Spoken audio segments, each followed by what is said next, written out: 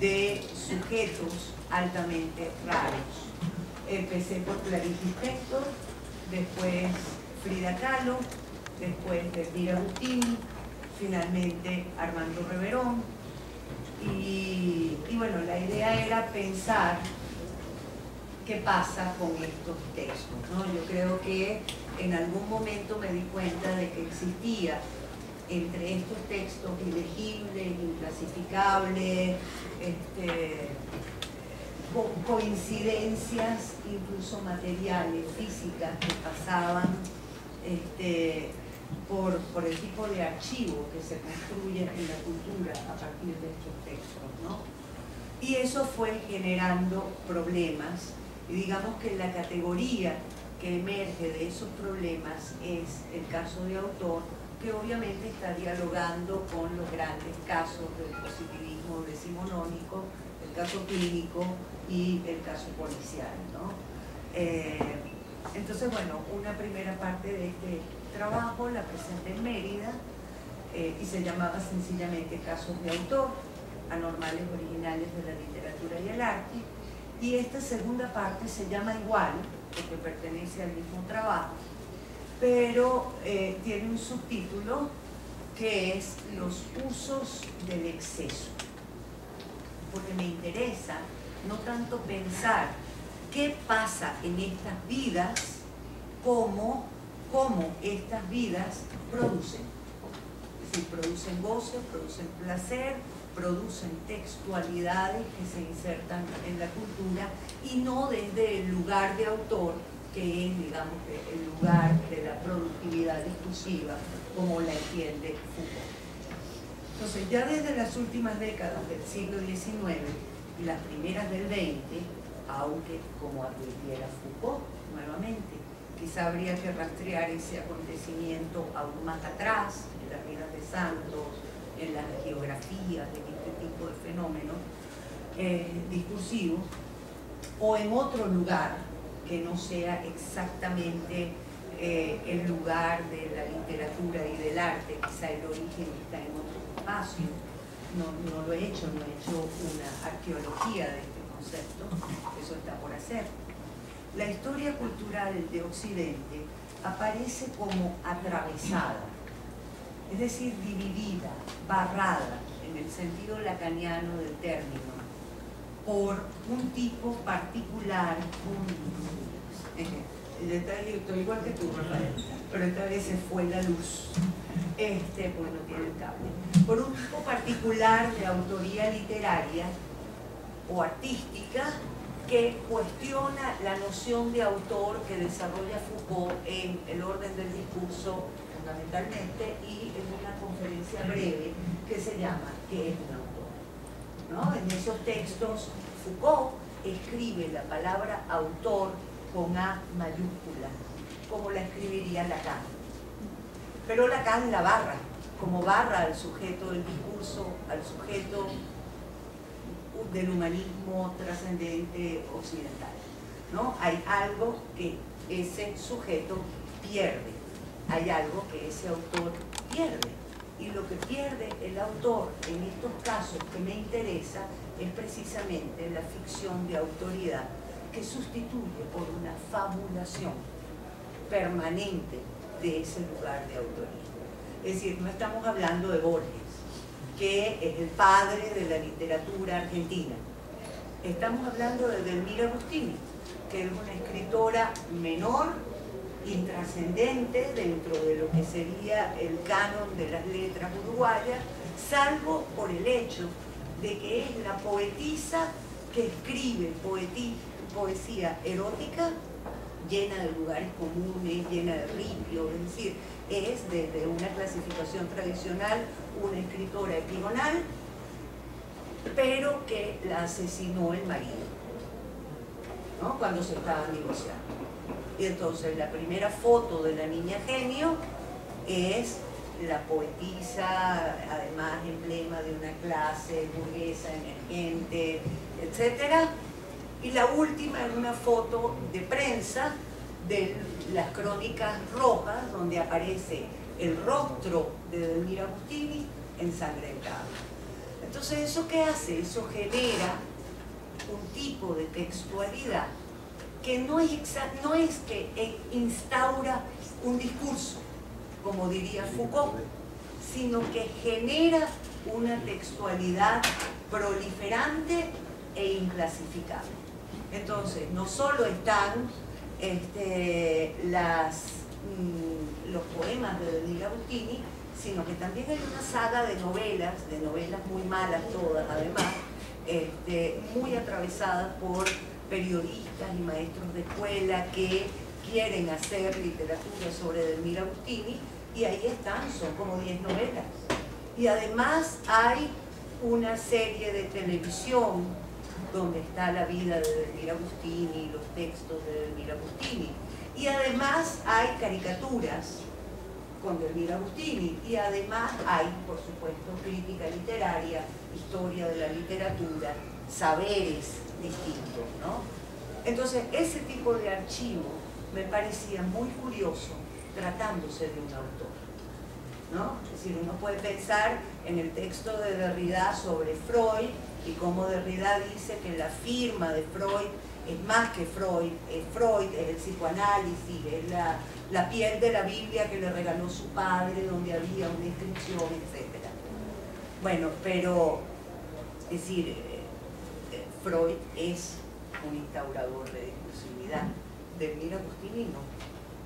Y sin embargo, uno dice Delmira Agustini y aparece todo esto alrededor. Igual que uno dice Armando Reverón y aparecen una gran cantidad de textos alrededor de Armando Reverón, que no solo las pinturas o los objetos de Armando Reverón. Entonces, ese fenómeno me interesaba, y en un primer momento traté de graficarlo a partir de un abuso lacaniano también. Es decir, si barramos a ese autor, lo que queda es un objeto. Es decir, en la grafía lacaniana, el sujeto barrado es un sujeto que produce un resto que es el objeto pequeño a, esa cosa enigmática que es objeto del deseo, pero que también es resto, excedente, exceso. Entonces, en un momento pensé este tipo de autor como un autor A, entre paréntesis, ¿no? Jugando un poco con la idea de Lacan en ese texto que aparece en el seminario 11, los conceptos fundamentales, los 4 conceptos fundamentales, la mirada como objeto A pequeña, donde Lacan propone que no solo hay los 2 objetos freudianos clásicos, que son el pecho y las heces, sino que hay 4 objetos, porque hay 4 orificios que conectan al cuerpo con el sistema de ingreso y pérdida que lo conecta dolorosamente con la experiencia. Es decir, la imagen, el objeto del ojo, y la voz, el objeto del oído, ¿no? No me dio tiempo de leer, y nunca he tenido tiempo de leer el texto que debería haber leído mucho tiempo atrás al respecto, que es Televisión y Radiofonía, donde obviamente tiene que estar la clave de esa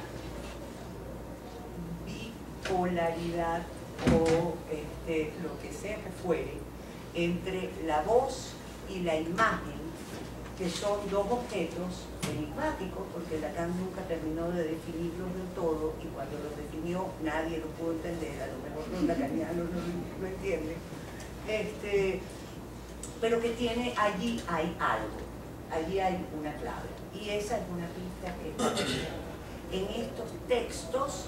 Se juega algo que involucra al autor como voz, pero también como imagen, como una especie de objeto de deseo que al mismo tiempo es un reto. Es decir, no es lo suficientemente autor como para estar en el canon literario, pero es tan absoluta y profundamente atrayente, es tan pulsional como objeto perdido, que no podemos dejar de hablar de ellos.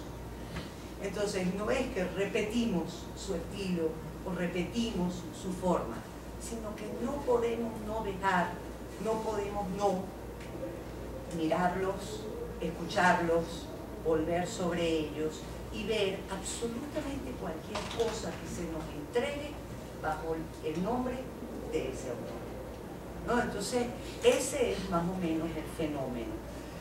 Claro, en ese momento yo vinculaba este fenómeno exclusivamente a la escritura de mujeres y pensaba, bueno, la mujer que está tratando de ganar un espacio en el campo cultural de su época no puede entrar desde un lugar de poder, tiene que entrar desde un lugar suplementario. Es decir, hay literatura escrita por hombres y hay mujeres que también escriben, ¿no? Entonces, en esa condición de suplementariedad, la mujer ocupa de alguna manera un lugar teatralizado, visual, gestual en el mapa de los discursos hegemónicos de la literatura de su época. Pero todo estaba bien hasta que apareció, por ejemplo, Reverón, ¿no? Que no es exactamente una pintora, es un pintor, pero es un pintor afro. Entonces el problema no es exclusivo del género, sino también de otro tipo de subjetividades en sí mismas, emblemáticas de la marca que las hace excepcionales. Es decir, Agamben trabaja muchísimo la idea de la marca, que no es Agamben, es el discípulo de Zizek, cuyo nombre no voy a poder recordar. ¿Ah? Exacto. Bueno,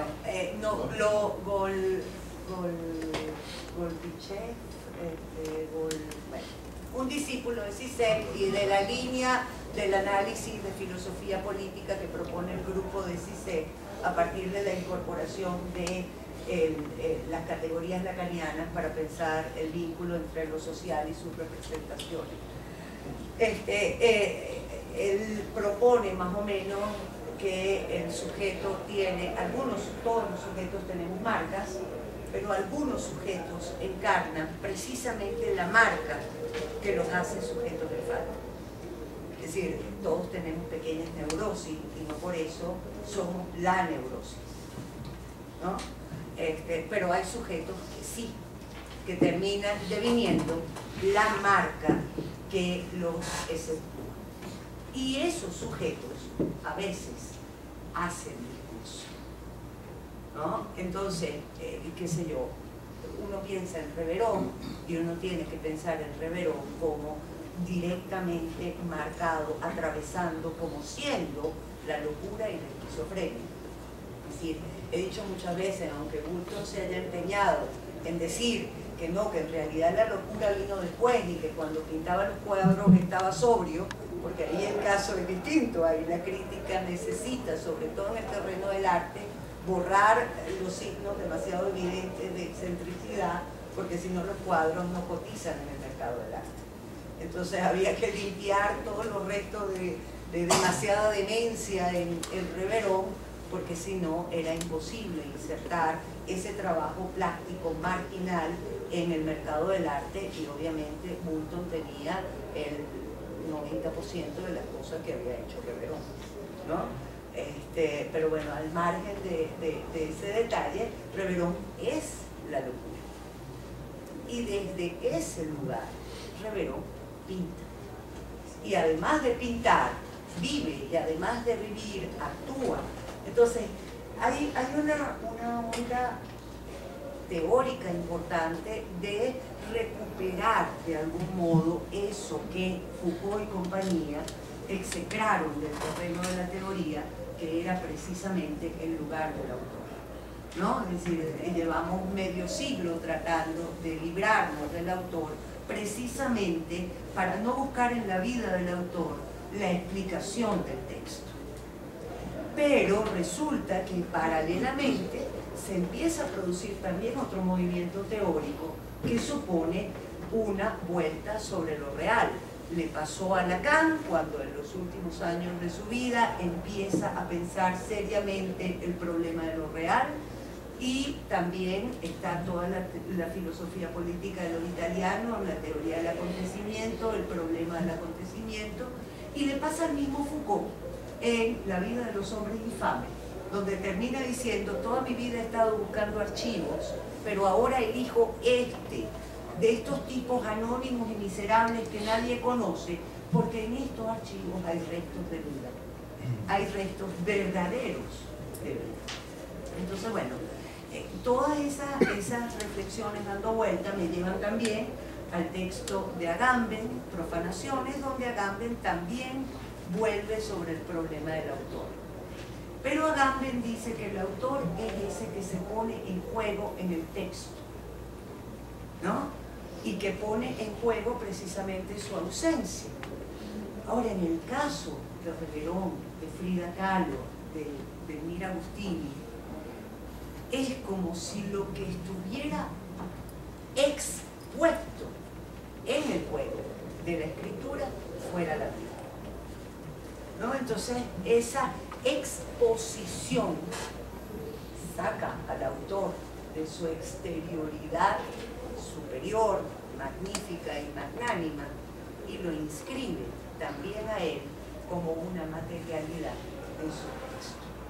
Es decir, Reverón usaba sus excrementos para pintar. Y allí no hay solo una exterioridad del autor, sino que el autor se expone en el texto, ¿no? Podríamos pensar, por ejemplo, en la última exposición de Frida Kahlo y su primera exposición colectiva en México. Es decir, la tipa se estaba muriendo y trasladan la cama a la galería, ponen la cama en el centro de la galería, la llevan a ella en una ambulancia y la tipa se está muriendo en la cama entre los cuadros donde pinta cómo se ha estado muriendo durante toda su vida. Y ella es un cuadro más que está ahí y que se está jugando la vida ahí, ¿no? Que se está jugando la vida en el texto. Entonces ahí aquella frase famosa del arte se paga con la vida ya no parece una metáfora, sino que parece realmente una sentencia literal. Yo veía en el texto de Agamben, donde hay una referencia a un personaje de Tolstoy, Dostoyevsky, qué sé yo, una de estas mujeres antigónicas que, cual Ifigenia de Teresa de la Parra, ante el horror de tener que vivir sufriendo por las veleidades del amante, o ante el horror de vivir aburridísima calándose al marido, prefiere morirse, ¿no? Es decir, ahí hay un acto que va mucho más allá de decir metafóricamente: es que yo soy artista y me la juego en el arte.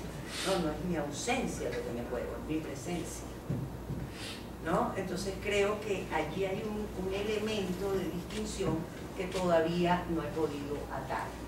¿En qué pensaba para desarrollar estos usos del exceso? Si el autor es un exceso, el exceso se usa también, ¿no? El exceso no solo se pierde para siempre, el exceso se usa para producir líbido, por ejemplo, ¿no? Es decir, porque hay un objeto que perdí, puedo desear a ese objeto. Y en el acto de desearlo, puedo construir fantasías extraordinarias sobre ese objeto. Entonces, el objeto termina convirtiéndose en el otro perdido que hace posible la fantasía del crítico, la fantasía del artista, la fantasía del saber, la fantasía del saber médico o del saber literario, ¿no? Es decir, yo voy a saber quién era Armando Reverón, yo voy a saber la verdad sobre Frida Kahlo. Eso que hace fabulaciones, ¿no? Que además son confabulaciones, ¿no? La fabulación es confabuladora, atenta contra el principio de realidad, contra el principio de la ordenación lógica, contra, podríamos decir, el sueño de la razón produce monstruos, ¿no? Y estos monstruos de la historia cultural existen y están allí. Para organizar esta segunda parte pensaba, por ejemplo, en dos espacios discursivos. ¿A dónde van estos monstruos? Van, por ejemplo, al Museo de Cera. ¿no? Su lugar natural debería ser el Museo de Cera, que además lo pone en acto, ¿no? El Museo de Cera es un espacio muy curioso y hoy en día más curioso aún, ¿no? Si uno va, por ejemplo, al Museo de Cera de Buenos Aires, en La Boca, uno encuentra ese lugar destartalado, que ya perdió el encanto que pudo haber tenido en el siglo XIX, que ya a nadie le interesa, y bueno, sí, tengo que ir, qué figuras más horrorosas, ¿no? Pero uno ve esas figuras horrorosas y dice, o piensa, en algún momento, mientras estaba Lombroso haciendo fotografías de caras de criminales, estaba una mujer en Londres inventando el Museo de Cera, ¿no? Que es un espacio muy curioso. Pensaría a todos estos casos como los grandes habitantes del Museo de Cera de la Cultura. ¿Y qué pasa en un museo de cera? En un museo de cera lo que pasa es gozo. Es decir, el resto se goza, pero el resto también goza con su ser gozo, ¿no? Y ahí hay un intercambio de fluidos que ya no son la energía edificante, racionalista, constructora del deseo, sino que hay algo mucho más sombrío y mucho más oscuro, que es lo que eventualmente nos hace ver la columna rota de Frida Kahlo e imaginarnos lo profundamente doloroso que debe haber sido, ¿no? Para tratar de ejemplificar eso, hice una especie de sucesión de imágenes que me parece que están conectadas y que todavía no he terminado de hilar esa conexión posible, y que parte de algunos usos culturales de Reverón, ¿no? El primer uso quizá es el que le da Alfredo Bulton, ¿no? Alfredo Bulton fotografía a Reverón muy tempranamente, cuando Reverón está recién viviendo en el Castillete, que es, por cierto, un escenario perfecto para esa actuación, ¿no? Otro que lo usa es Jean de Menil, que goza aún más porque se ve que la locura le produce más angustia, y además Reverón, como una maravillosa histérica, vivía interpretando el deseo de la cámara que lo miraba. Entonces Reverón muta en función de la cámara que lo fotografía, ¿no? Jean de Menil lo fotografía en el delirio, casi confundido, como un trapo, casi una especie de reto visual.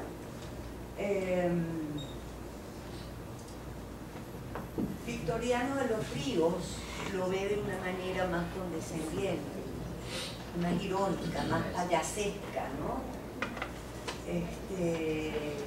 Las bailarinitas en la cabeza, y además Reverón cierra los ojos frente a esta fotografía, con lo cual es más mirada que imagen, ¿no? Es más mancha que lugar de visibilidad. Esa también es de Victoriano de los Ríos. Siempre Reverón, el cuadro, el espejo, ¿no? Reverón, el cuadro, el espejo, poniendo en juego siempre un mapa de visualidades en esa cosa extraña que era el Castillete, y que por cierto lo real se lo llevó arrastrado en 1999 con La Vaguada, que acabó con los sueños y las fantasías de modernidad de este país, entre otras cosas. Y Ricardo Rasetti lo pone frente a un espejo que está roto. Esos son los usos que hacen Rasetti, Victoriano de los Ríos, Bulton, etcétera, de ese lugar de la cultura que se llama Armando Reverón, un raro, un excéntrico. Pero además hay otro, y quise sacar aquí, entre muchos, sobre Reverón hay infinitos usos. La película de Margot Benacerraf, que es una película muy interesante, que por una parte asume la forma del documental, es muy hitchcockiana, yo creo que es la película más hitchcockiana del cine venezolano. Empieza siendo un documental sobre la vida de Reverón y termina siendo una mancha, ¿no? Es decir, llega un momento en que la cámara se va metiendo en la locura del estudio, las muñecas empiezan a danzar y la cámara hace ¿cómo se llama? En off, cuando aparece una mancha, pues. O sea, se va poniendo un poco fundido nítida, un fundido en off. Y eso es de alguna manera